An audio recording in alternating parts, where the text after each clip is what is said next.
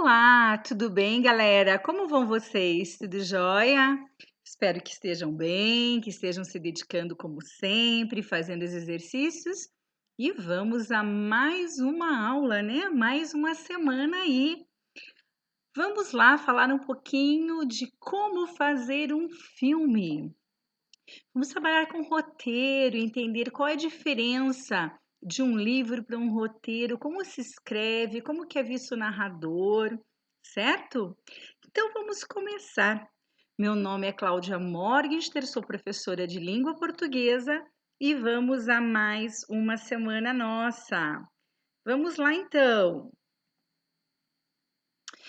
Então, como que nós fazemos um roteiro? Se vocês pegarem um livro normal, certo? No seu livro, você vai perceber que nós temos lá o narrador, ele vem em terceira ou primeira pessoa, mas não vem escrito narrador. Os personagens, eles ganham vida durante esta leitura, mas não está escrito personagem 1, personagem 2, não tem esta marcação. Já para você fazer um roteiro de cinema ou um roteiro de TV, como que ele é feito? Então, o roteiro de cinema ou o script, como é o nome que recebe, né? Ele lista todos os elementos. Ele vai estar lá o áudio, o vídeo, as ações, o comportamento, o diálogo, tá? Tudo que for necessário para contar uma história. Ele deve estar dividido em cenas, tá? E ele vai, como é que fala? Conter as indicações das ações e dos próprios diálogos. Então, por exemplo, se eu vou num livro, vamos supor que eu esteja narrando lá no livro, né? O narrador em terceira pessoa está contando que alguém chegou à porta e bateu. A pessoa foi lá abrir, então você está imaginando tudo isso. Já no roteiro de cinema ou teatro, vai colocar: alguém bate a porta, toque, toque, toque, 3 vezes, 4 vezes. Ele vai descrever detalhadamente. Então vamos às partes dele. O cabeçalho. O cabeçalho de cena, ele antecede cada nova cena. O cabeçalho ele vai informar o número da cena, onde se passa essa cena e a luz do ambiente. Então, manhã, tarde, na hora do almoço, na hora do café, durante uma brincadeira, na sala, no quarto, em frente à lareira, embaixo de uma mangueira, de um pé de manga, né? Embaixo de uma macieira, sentado, encostado, ele vai descrever tudo isso no cabeçalho. Então, cena 1, certo? O número da cena. Então, não importa se a cena é um flashback, ou seja, se eu esteja, né, retomando alguma coisa, ou um flash forward. Isto é se ele está fora da ordem linear, temporal da história ou não, né? Se eu estou lembrando ou se realmente é naquele momento. O número, ele deve ser sequencial. E não pode se repetir. Cena 1 é uma lembrança, cena 2 ela é real, certo? Você pode começar seu filme com a mesma cena que ela termina, inclusive.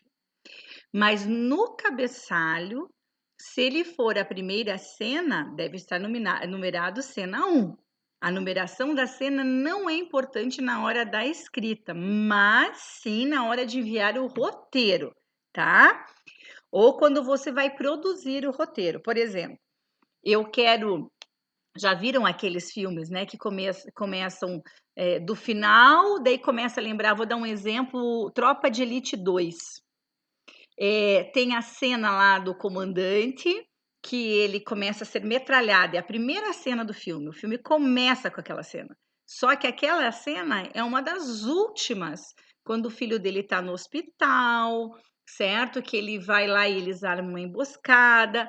Então, ele faz a cena, mas ele retoma. Então, na hora dele escrever, eu posso estar pensando sobre isso, mas na hora de eu mandar o roteiro, isso tem que estar bem detalhado.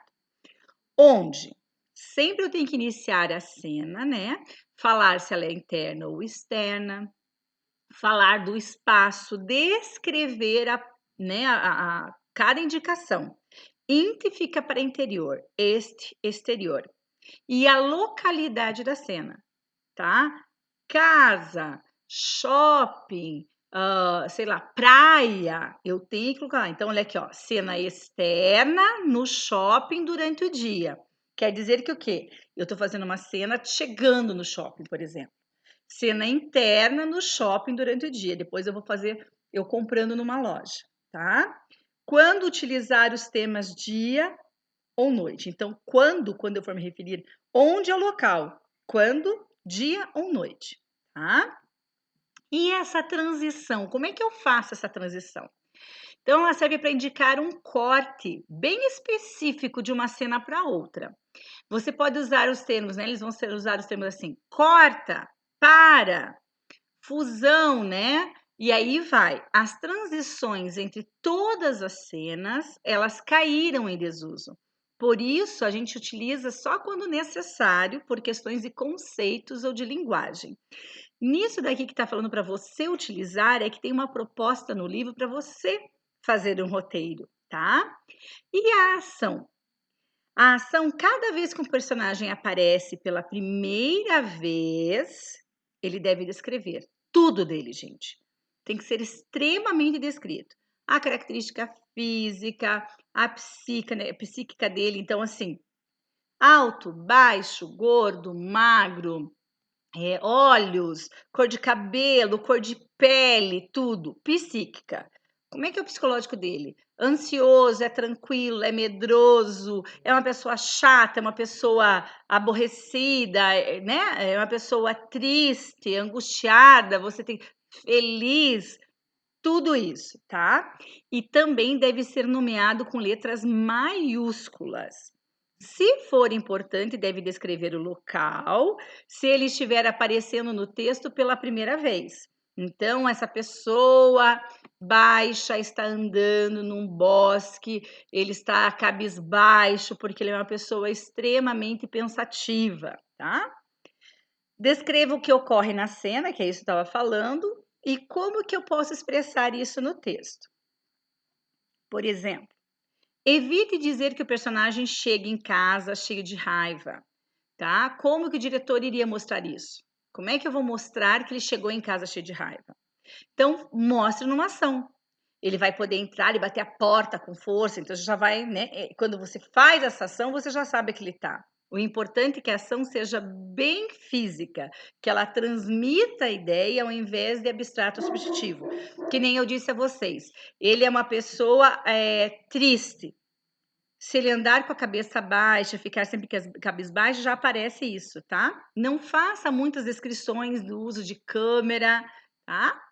Então, e caso seja importante descrever um plano, é bom que seja isso de forma implícita, que fique nas entrelinhas. Um exemplo: interior de uma da sala de Carlos. Então, interior, a sala é da casa do Carlos. Dia, vai ocorrer durante o dia. A sala está revirada, olha lá, ó, com vários objetos jogados por vários cantos. Carlos termina de colocar suas roupas, o imponente relógio de pulso está em cima da mesa. Carlos se aproxima, pega o relógio e coloca no bolso. Carlos sai. Então, perceba que no exemplo não preciso dizer que um detalhe ali do relógio, mas a forma que foi descrita indica que esse relógio é um objeto de importância. Se ele não tiver importância, eu não preciso descrevê-lo, certo? Como que são feitos diálogos? Em roteiros, eles não precisam ser anunciados. Você pode colocar de lá, o personagem fala e começar o diálogo direto. O nome do personagem, sim, ele deve anteceder sempre o diálogo para saber quem que está falando. E se você tiver uma observação, uma intenção sobre essa fala, tem que dar antes, tá? Ela tem que ser bem falada e tem que estar entre parênteses sempre. Então, nós temos esse VO, que é uma fala de um narrador, personagem, que ele não está na cena, desculpem pela moça aqui. E em off, o que, que é isso? É a personagem que fala em cena, mas ela está fora dela. Ela não está ali, tá? Ela está fora do enquadramento, você só ouve aquela voz de fundo. E o final do seu roteiro, sempre escreva a palavra fim, porque no roteiro sempre deve ter a palavra fim. Certo, galera? Então, assim que nós produzimos um roteiro, diferente de um livro. O livro você não precisa colocar fim nem final, e no roteiro, sim, para saber que aquele realmente é o desfecho. ok? Que acabou mesmo. Espero que tenham aproveitado. Uma excelente semana para vocês, tá? Façam os exercícios e vamos lá. Até a próxima aula.